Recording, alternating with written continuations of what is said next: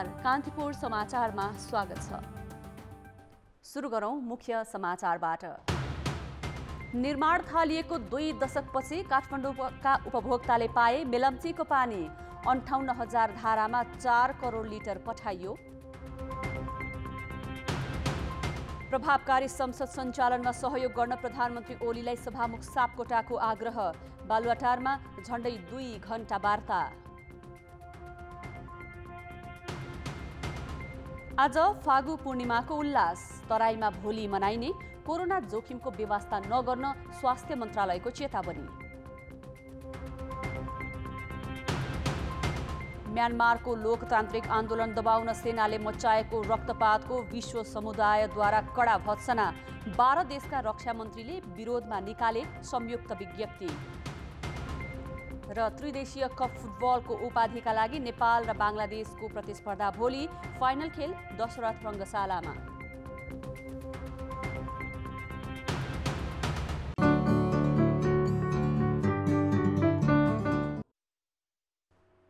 बहुप्रतीक्षित मेलम्ची आयोजनाको पानी 2 दशकपछि काठमाडौँवासीलाई वितरण गर्न थालिएको छ। 30 अर्ब रुपियाँ भन्दा बढी खर्च गरी मेलम्चीको पानी काठमाडौँ ल्याएर आजदेखि उपभोक्तालाई वितरण गरिएको हो।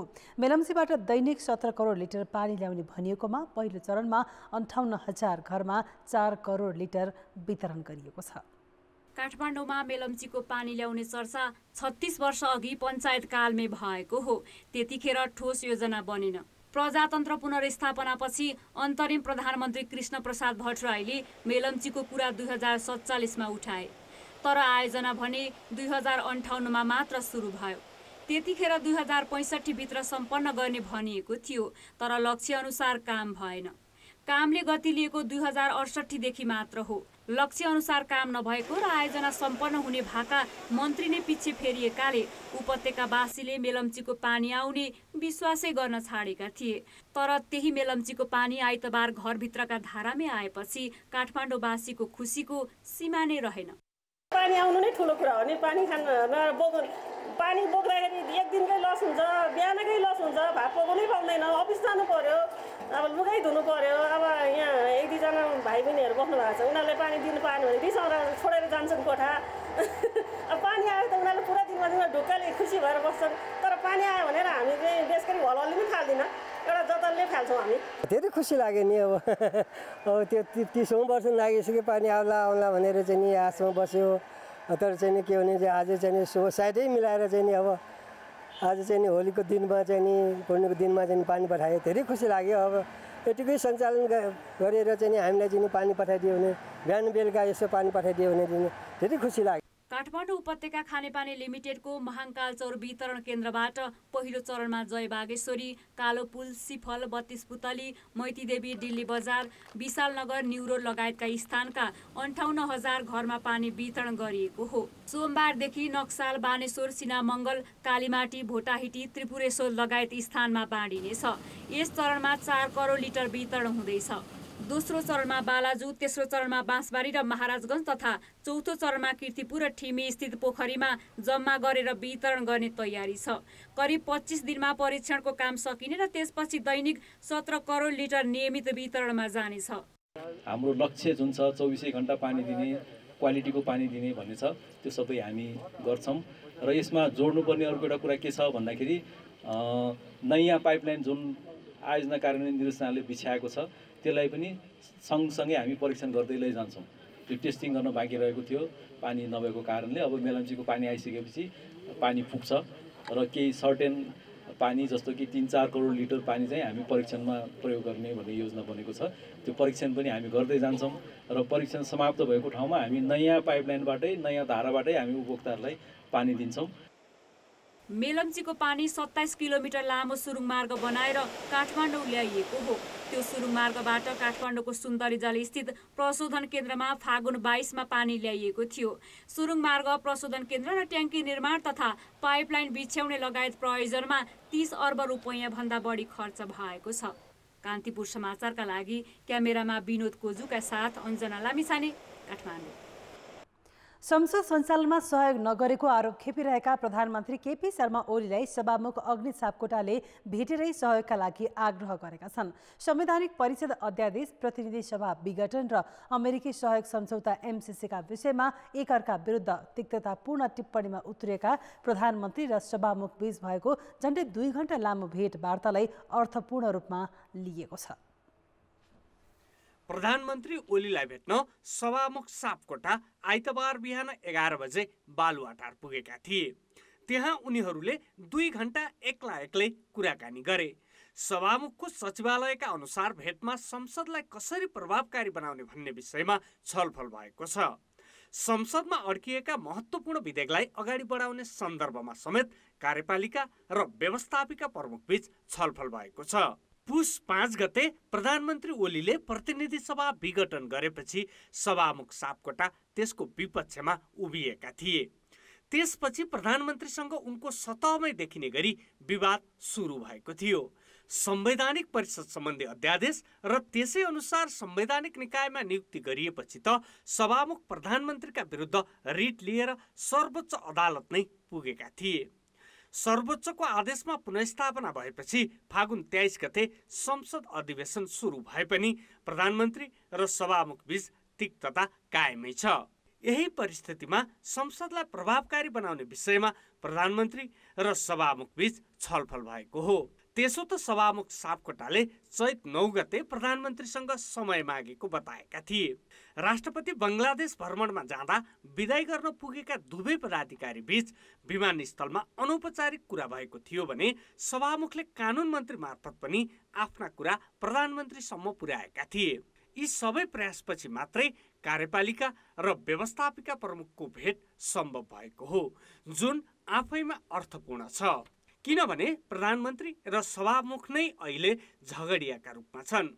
संवैधानिक परिषद सम्बन्धी अध्यादेश र त्यसपछिका नियुक्तिलाई लिएर प्रधानमन्त्रीलाई विपक्षी बनाई सभामुख सर्वोच्च अदालतमा रिट दायर गरेका छन्, जुन अहिले पनि विचाराधीन छ।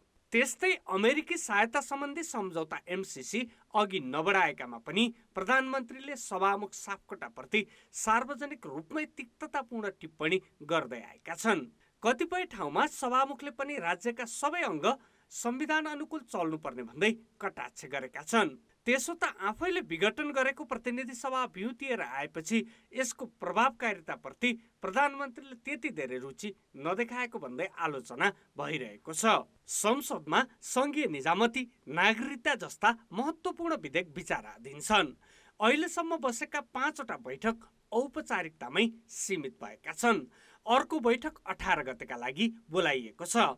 तर सर्वोच्चको आदेशमा भ्युतिएको संसदको विधेयक अधिवेशनमा एउटा पनि विधेयकमाथि छलफल नै नगरी अन्त्य गर्ने तयारी सरकारले गरेकोले सभामुखले त्यसमा चासो प्रकट गरेको देखिन्छ।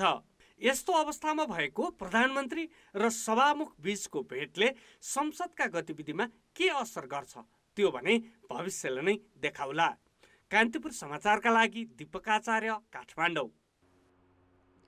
कोरोना महामारीको त्रासका बीच फागु पूर्णिमा मनाइएको छ। देशका धेरै भागमा ससानो समूहमा भेला भएर र परिवारमा सीमित भई फागु खेलिएको छ। केही ठाउँमा भने संक्रमणको बेवास्ता गरी भिड जम्मा भएको देखिन्थ्यो। हाम्रा सहकर्मी नवराज पाण्डे आज दिउँसो राजधानीका विभिन्न ठाउँमा पुगेर तयार गरेको यो रिपोर्ट हेरौँ। आज फागुन शुक्ल पक्षको पूर्णिमाको दिन नेपालमा पहाडी र हिमाली क्षेत्रमा आज र तराई क्षेत्रमा विशेष उल्लासका साथ होली भोलि मनाउने गरिन्छ। काठमाडौँ उपत्यकाको कुरा गर्ने हो भने काठमाडौँ, ललितपुर र भक्तपुर यी तीनै नगरीहरूमा विशेष उल्लासका साथ होली मनाउने गरिन्छ।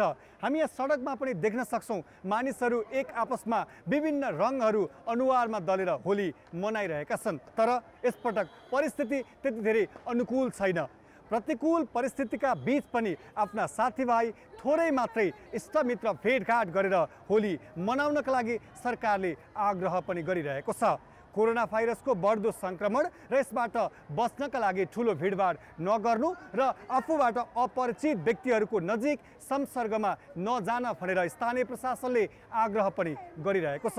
तथापि काठमाडौँका अधिकांश होली खेल्नका लागि सडकमा आएका व्यक्तिहरूले मास्क लगाएका छैनन्। यसपटकको होली रमाइलो भइरहेछ। जे होस् हामीले कोरोनालाई चाहिँ मेन्टेन गरिरहेछौँ, हामीले डिस्टेन्स पनि मेन्टेन गरिरहेको छु, तर पनि होली राम्रो नै मनाइरहेको छौँ। जुन हिसाबले यो दोस्रो चरणमा कोभिड जुन फैलिन गइरहेछ हैन, म पनि एज अ मेडिकल पर्सन छु है, त्यो हिसाबले हामीले डिस्टेन्स मेन्टेन गर्ने, मास्क प्रयोग गर्ने, सोशल डिस्टेन्सिङ गरेर अनि रमाइलो गर्नुस् हैन। रङहरूको पर्व फागु पूर्णिमा होलीका नामले समेत यसलाई चिन्ने गरिन्छ। नेपालका सबै उमेर समूह र सबै वर्गका व्यक्तिहरूले जसरी यसलाई उल्लासका साथ मनाउने गरेका छन् र मनाइरहेका छन्, नेपाल घुम्न आएका विदेशी पर्यटकहरूले पनि निकै भरपूर आनन्द लिने गरेका छन्। Bought t-shirts in advance because we knew that kids and young people and everybody plays with colors, so we were aware of taking care of our clothes and just being nice to each other and saying happy Holi to everyone. Yeah, we are aware of COVID, but since Nepal has been very strict with the rules, you guys seem to have very low cases, and also in the mountains there are also low cases, so we came here to Nepal for the mountains and to celebrate Holi here. And Happy Holi. We feel pretty safe here. So Holi मनाइरहनु भएको छ, कस्तो भइरहेछ? एकदमै रमाइलो भइरहेछ। ग्रुपमा हुनुहुन्छ, कस्तो लागिरहेछ तपाईलाई? ठिकै भनौँ, अब के भन्नु, भिडभाडमा त जानु भएको छैन नि? भिडभाडमा गएको छैन, अघिदेखि यही नै हो, यति नै आफ्नो ग्रुप जुन सर्कल छ त्यतिमा नै हो। तपाईहरुको दृश्य हेरेर मास्क किन लाउनु भएन भनेर कसैले सोध्नु भयो भने के उत्तर दिने गर्नु भएको छ? यस्तो हामी अब कुनै त्यो ठुलो भिडभाडमा गएको छैनौँ, आफ्नै सर्कलमा मात्रै छौँ, त्यही भएर पनि संक्रमितको संख्या पनि बढिरहेको सन्दर्भ सँगसँगै वायु प्रदूषणको बढ्दो प्रभावका कारण पनि प्रतिकूल मौसमका बीच परेको होलीको यो बसन्तपुर दरबार क्षेत्रमा फरक दृश्य देखियो। विभिन्न शहर र विभिन्न स्थानहरूको तुलनामा बसन्तपुरमा अस्वाभाविक रूपमा उपस्थिति देखियो र अधिकांशले मास्कको प्रयोग पनि गरिरहेका छैनन् भने यहाँ प्रहरीले चाहेर पनि भिड हटाउन सकिरहेको छैन। कान्तिपुर समाचारका लागि क्यामेरामा पशुपति बुढाथोकीका साथमा नवराज पाण्डे, काठमाडौँ। उपत्यका बाहिरका जिल्लामा महामारीको जोखिम बढ्न सक्ने भन्दै स्थानीय प्रशासनले समूहमा भेला भएर फागु खेल्न नदिएका कारण विशेष सजगता अपनाएको पाइयो। पहाडी बस्तीहरूमा वल्लो घर र पल्लो घर जम्मा भएर फागुको रङमा रमाउनेहरू धेरै देखिन्थे।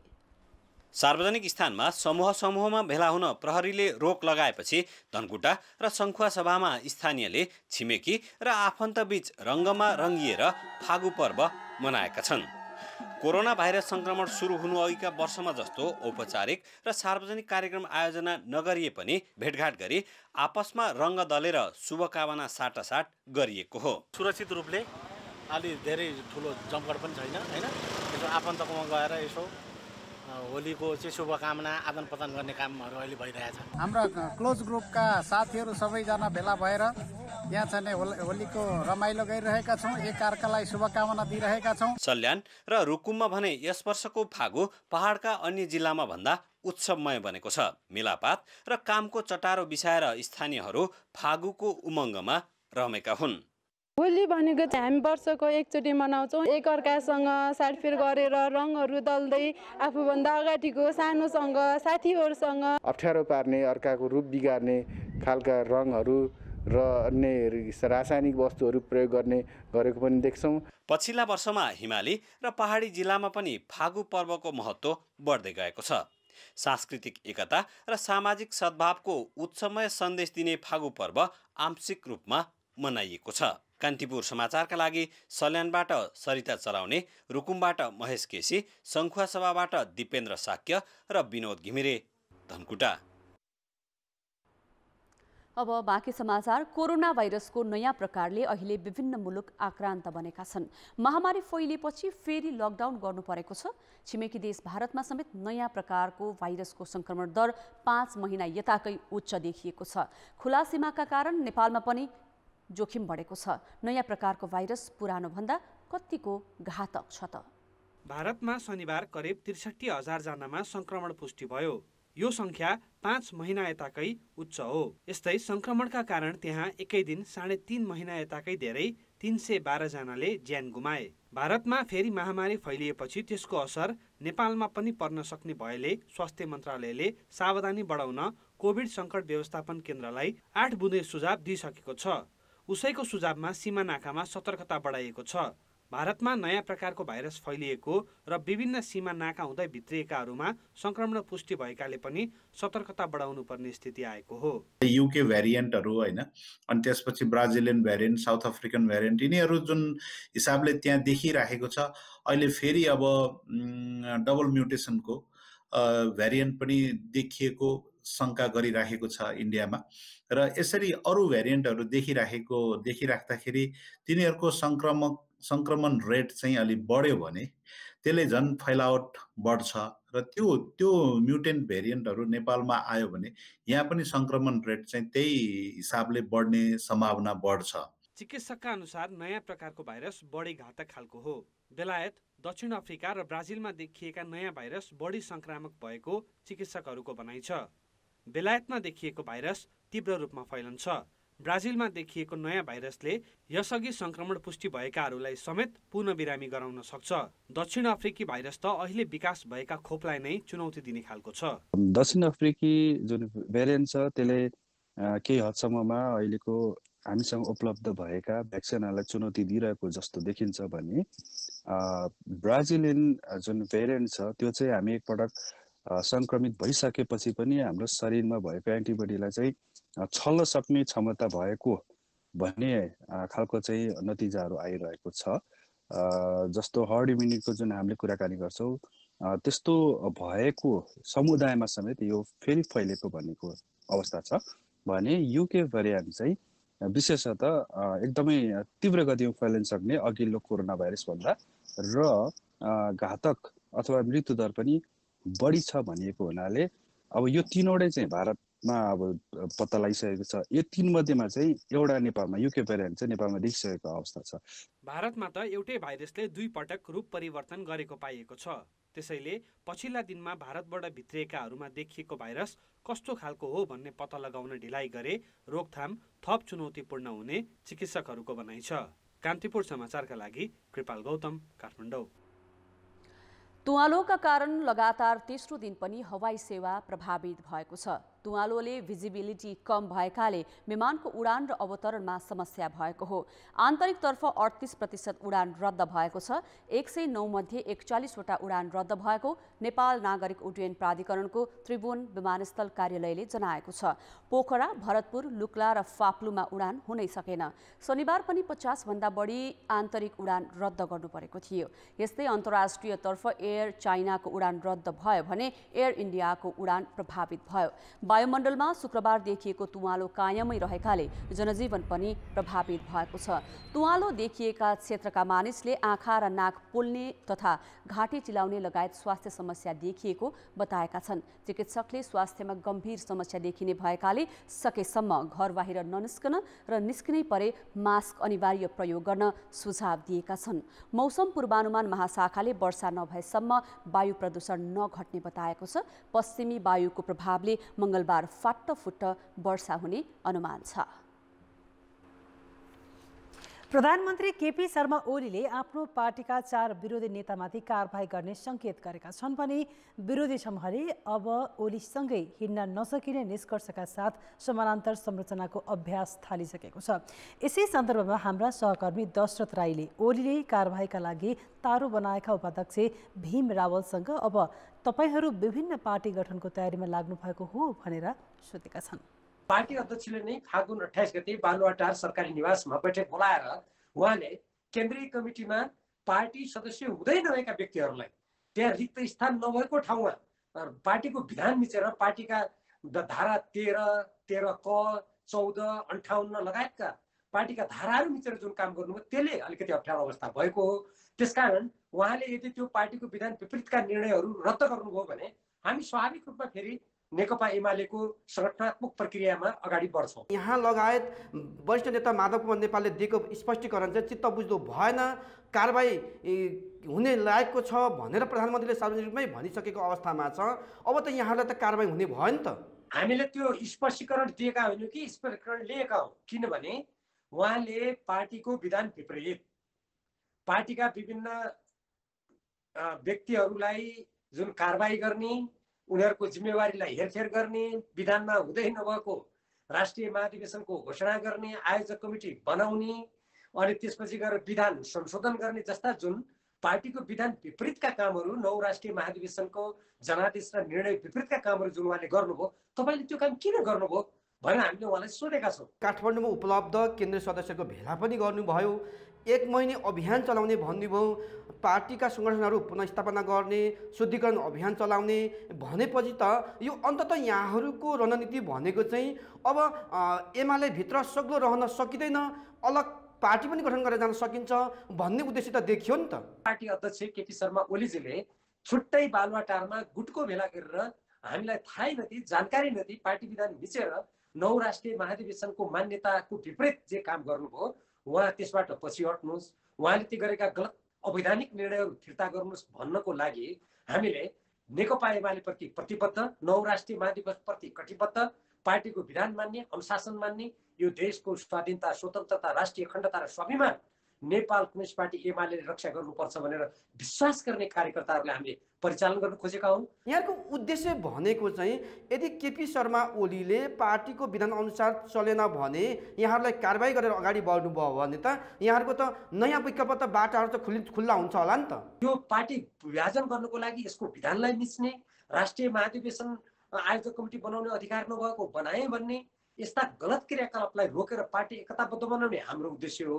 तर हामीले यसरी पार्टी विधानको रक्षाको लागि पाइला चाल्दा, 9 राष्ट्रिय महाधिवेशनको नीति निर्देशन अनुसार काम गर्दा यदि पार्टी अध्यक्ष स्वयं पार्टी विभाजनतिर गएर जानुभयो भने त्यति बेला त हामीले त्यो यथार्थको सामना हामी दृढतापूर्वक गर्नेछौँ, पछि हट्ने भन्ने कुरै छैन। यसको मतलब हामीले के बुझौँ भने 9औं महाधिवेशनको म्यान्डेट अनुसार केपी शर्मा ओली अघि नबढे यहाँहरू पनि नयाँ ढङ्गले अगाडि बढ्न तयार हुनुहुन्छ।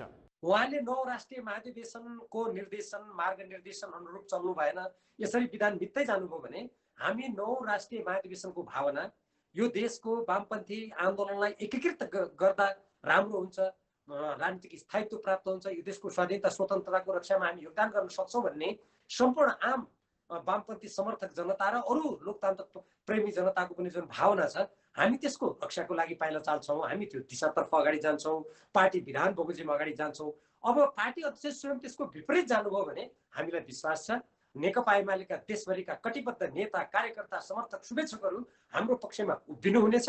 हामी ती विभाजनका उहाँका सम्पूर्ण क्रियाकलापहरूलाई बन्द गरेर हामी फेरि सशक्त रूपमा अगाडि जानेछौँ भन्ने हामीले विश्वास गरेका छौँ। यहाँहरू 9औं महाधिवेशनको म्यान्डेट अनुसार प्रधानमन्त्री नचले, यहाँहरूलाई कारबाही गरेर अगाडि बढे भने यहाँहरूको नयाँ विकल्पका बाटाहरू खुल्ला छन्। 2032 सालमा कोअर्डिनेसन केन्द्र बन्दा त्यो कोअर्डिनेसन केन्द्रमा रहनुभएका हाम्रा वरिष्ठ नेताहरू झलनाथ खनालजी, माधव कुमार नेपालजी, त्यसपछि अमृत बोहराजी र मुकुन्द नेपालीजी त आज हामीसँगै हुनुहुन्छ। त्यति बेला त केपी शर्मा ओलीजी जेलमा हुनुहुन्थ्यो। त्यसपछिका ती दशक, त्यो कमसेकम 1.5 दशकभन्दा बढी हामीले बाहिर पार्टीको निर्माण गरेका छौँ, सिर्जना गरेका छौँ, यसमा आफ्नो पसिना बगाएका छौँ र मेहनत गरेका छौँ। त्यसकारण यो पार्टीको रक्षाको लागि हामीले यो पाइला चालेका हौँ।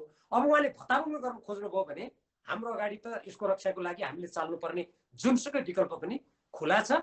राजनीतिमा हाम्रो त्यो पाइलालाई त्यो कसैका पत्र, कसैका कारबाहीका धम्कीले त्यो रोक्न सक्दैन।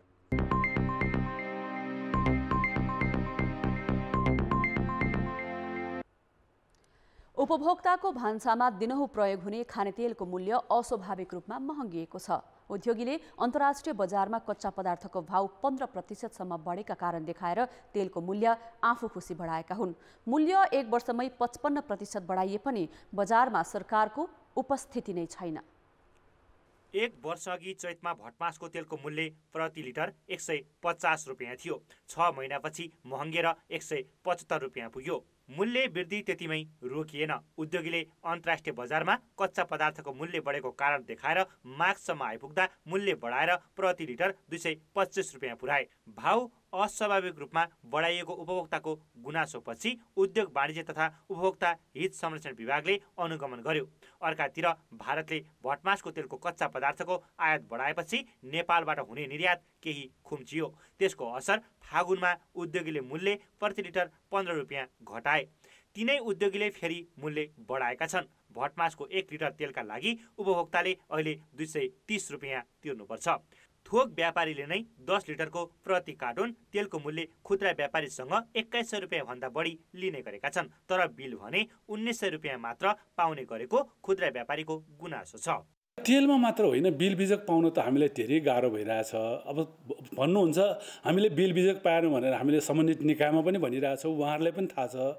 अब आपूर्ति मन्त्रालय अन्तर्गतको आपूर्ति व्यवस्थापन विभागमा हामीले कम्प्लेन गर्छौँ, बजारमा यस्तो छ बिल पाउँदैन भनेर। तपाईँहरू बिल पाएन भने सामान नबेच्नुहोस् ल भनेर भन्नुहुन्छ। तर बिल नपाएपछि सामान नबेच्दाखेरि कतिवटा चिज मात्र बेचेर अब एउटा दुईवटा गर्दाखेरि पहिले एउटा खुद्रा व्यवसायहरूको पसलमा सम्पूर्ण चिज नुनदेखि सुनसम्म पाउँथ्यो भन्ने। उद्योगीले जथाभावी मूल्य बढाइरहँदा बजारमा सरकारी हस्तक्षेप छैन। उद्योग वाणिज्य तथा उपभोक्ता हित संरक्षण विभागको अनुगमन औपचारिकतामा मात्र सीमित छ। सबैजसो उद्योगले मूल्य बढाएका छन्। विभागले भने माघ 5 मा बारा स्थित अन्नपूर्ण भेजिटेबल र महालक्ष्मी सोलभेन्ट एन्ड रिफाइनरीलाई मात्र 3-3 लाख रुपियाँ जरिवाना तिरायो। अरू उद्योगलाई कारबाहीको दायरामा ल्याउन आवश्यक नै ठानेन।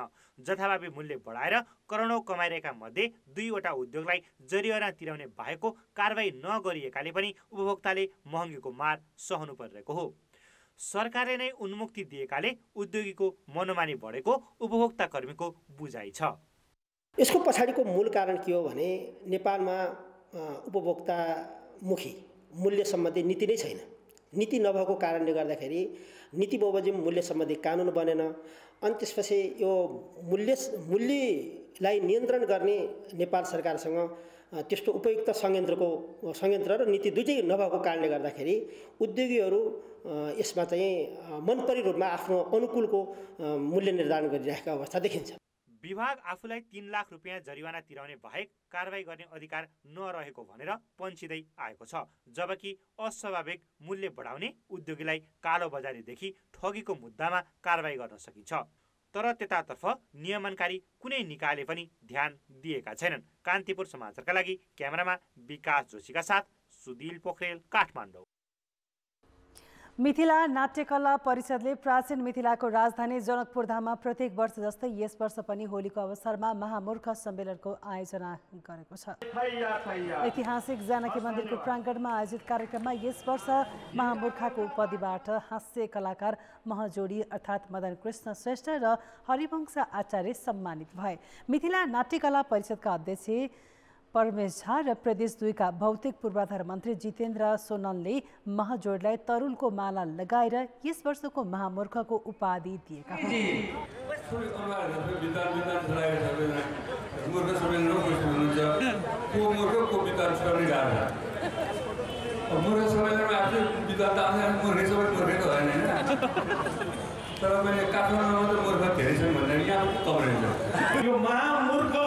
भनेर पाइएको सम्मानलाई हामी बिचमा राखेर हाम्रो पुरस्कारले भरिएको कोठामा तपाईहरुको सम्मान हामी बिचमा राख्छौं र यो सधैँ कहिले पनि बिर्सिन नसक्ने र मधेसले पहाडलाई माया गर्छ, पहाडले मधेसलाई माया गर्छ, मधेसले हिमाललाई माया गर्छ, हिमालले मधेसलाई माया गर्छ भन्ने एउटा उदाहरण पनि हो यो। हाँसो र ठट्टाका बीच आयोजित कार्यक्रममा प्रदेश 2 का भौतिक पूर्वाधार मन्त्री जितेन्द्र सोनललाई मूर्ख शिरोमणिको उपाधिबाट सम्मानित भएका छन्।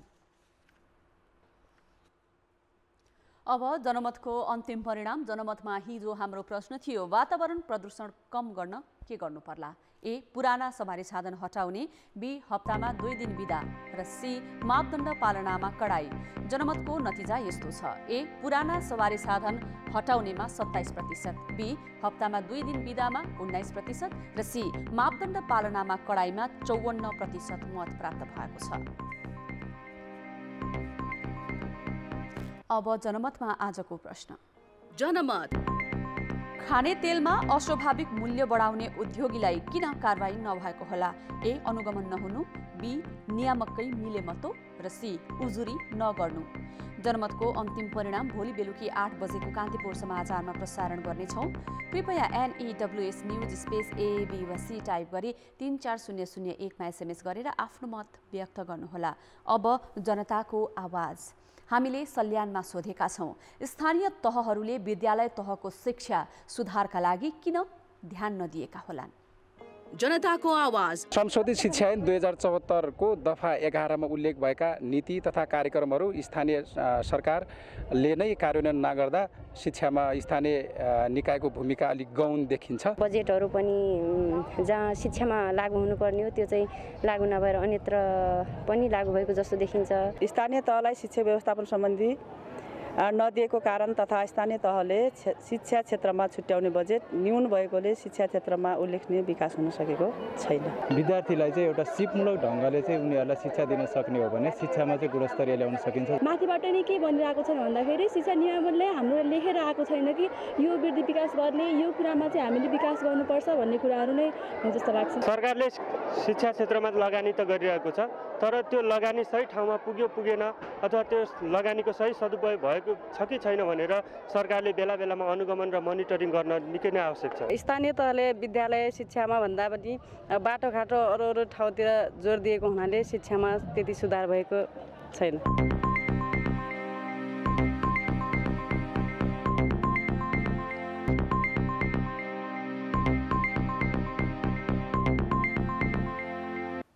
नमस्कार, कान्तिपुर खेलकुद समाचारमा स्वागत छ। त्रिभुवन आर्मी क्लबले किर्गिस्तानको अन्डर-23 टिमसँग गोलरहित बराबरी खेलेको छ। एफसी कपको प्लेअफको तयारीमा रहेको आर्मीले आज दशरथ रङ्गशालामा भएको खेलमा बराबरीमा चित्त बुझाएको हो। चैत 12 गते राष्ट्रिय फुटबल टिम पनि किर्गिस्तानको टिम विरुद्ध गोल गर्न असफल भएको थियो। आर्मी अधिकांश समय बलमा पकड राखे पनि गोल गर्न भने चुक्यो। पहिलो मिनेटमै विवेक बस्नेतको पासमा नवयुग श्रेष्ठले गरेको प्रहारलाई गोलरक्षक फ्रेड किन अटेमले विफल बनाइदिए। त्यसको 3 मिनेटपछि नवयुगले गरेको प्रहार अटेमले सहजै बचाए। आर्मीले दोस्रो हाफमा पनि आक्रामक लय कायम राख्यो। 47औं मिनेटमा विवेकले गरेको प्रहार पोस्ट माथिबाट बाहिरियो। 72औं मिनेटमा नवयुग 1 भर्सेस 1 को अवस्थामा गोल गर्न चुके। 22औं मिनेटमा सन्तोष तामाङले गरेको प्रहारले पोस्टको दिशा लिन सकेन। आर्मीले 25 गते दशरथ रङ्गशालामा एफसी कपको प्लेअफ अन्तर्गत पहिलो खेलमा श्रीलङ्काको पुलिस क्लबसँग प्रतिस्पर्धा गर्नेछ। त्रिदेशीय कप फुटबल प्रतियोगिताको उपाधिका लागि भोलि नेपाल र बङ्गलादेश आम्ने सामने हुँदैछन्। नेपाल उपविजेता र बङ्गलादेश विजेताका रूपमा फाइनल प्रवेश गरेका हुन्। नेपालले जारी प्रतियोगितामा गोल गर्न सकेको छैन। किर्गिस्तानको अन्डर-23 टिमसँग गोलरहित बराबरी खेलेको नेपालले शनिबार बङ्गलादेश विरुद्ध पनि गोल गर्न सकेन। नेपाली टिमका प्रशिक्षक बाल गोपाल महर्जनले आज प्रिम्याच कन्फरेन्समा बोल्दै फाइनलमा गोलको खडेरी तोडेर उपाधि उचाल्ने दाबी गरेका छन्। उनले सुरुवाती 11 मा परिवर्तन गर्ने जानकारी दिएका छन्। बङ्गलादेशका प्रशिक्षक जेमी डेले साफ च्याम्पियनसिपको उपाधि आफ्नो मुख्य लक्ष्य रहेको भन्दै त्यसका लागि भोलि नेपाल विरुद्धको खेल जितेर टिमको मनोबल उच्च राख्न चाहेको प्रतिक्रिया दिएका छन्। यो टायरको सिलसिलामा दुईटा म्याच खेलिसकेको छ लिगसम्मको। अब दुईटैमा हामीले स्कोर गर्न सकेका छैनौँ। मेन फोकस भनेको नै हामीले सोचेअनुसार गेम त खेलिरहेको छ, तर स्कोर ननिस्केको अवस्थामा भोलि त्यो कमीकमजीलाई हटाउने प्रयास गर्नेछौँ र आशा छ हिजोको जो म्याच र दुईटै म्याच पछिको कन्फिडेन्स लेभल बिल्डअप भएको छ। बल पोजिसन राख्नेदेखि लिएर सुरक्षा, तर स्कोरको लागि मात्रै हामीले प्रयासहरू गरिरहेछौँ। तर भोलिको टिममा त्यो प्रयासहरूलाई रिजल्टमा परिणत गर्ने आशाका साथ हामी We're looking forward to the match tomorrow. We know it's going to be an extremely tough game. All at home, favourites to win the competition. So we're looking forward to it. Hopefully we can play well, and if we win the trophy, great. If not, as I said before, we've got the experience into the new players, and it should be worthwhile for us. दुवै देशका कप्तानले पनि उपाधि आफ्नो लक्ष्य भएको बताएका छन्। नेपाली टिमका कप्तान किरण चेम्जोङ घरेलु मैदानको फाइदा उठाउन सकिनेमा आशावादी देखिएका छन्। After a long time, I mean, national team June was 6 years back. I'm home ground mission about the first thing is super excited too. Our junior as a captain, just like when you were केही कुरा achieve गर्नको लागि excitement obviously हुन्छ र म पनि excitement छु। जारी प्रतियोगितामा बङ्गलादेशले पनि गोल गर्न सकेको छैन। किर्गिस्तान विरुद्धको खेल उसले आत्मघाती गोलमा जितेको हो। फाइनल खेल त्रिपुरेश्वर स्थित दशरथ रङ्गशालामा 5:30 बजेदेखि सुरु हुनेछ।